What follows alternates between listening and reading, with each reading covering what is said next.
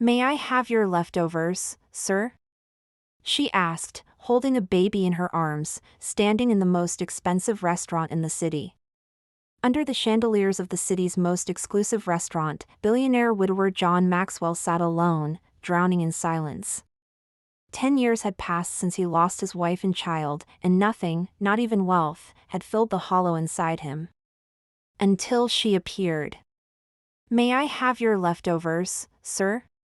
A girl, barely 19, stood by his table. Her coat was threadbare, sneakers falling apart. In her arms, a baby stared at John's untouched plate. No shame. No drama. Just quiet desperation. For her child. John, frozen by the raw dignity in her eyes, slid the plate toward her. She didn't devour the food. She wrapped it gently, fed her baby one spoonful at a time. The boy cooed, a sound John hadn't heard since his own son. Something cracked open inside him. Later, he followed her, not out of pity, but pulled by something deeper. She lived in a car. Sang lullabies in the cold. When her baby, Noah, burned with fever and the hospital refused to help, she texted 2 words, "Help us." John came.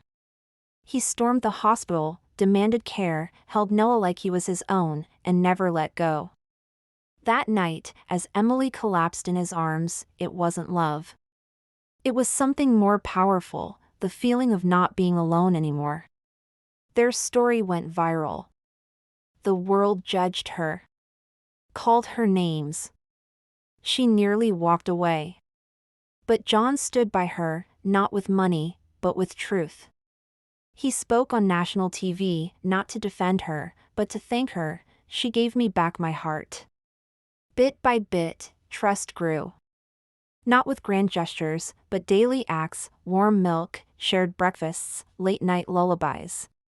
When she whispered, "I'm not leaving, if you'll have us," he simply opened the door. A year later, in the same park where it all began, Noah toddled toward John with a velvet ring box. John knelt, voice trembling, "You didn't take my leftovers, Emily. You gave me everything." Tears. A whispered yes. And a tiny voice behind them chirped, "Daddy." They weren't perfect. They were real. And finally, they were home.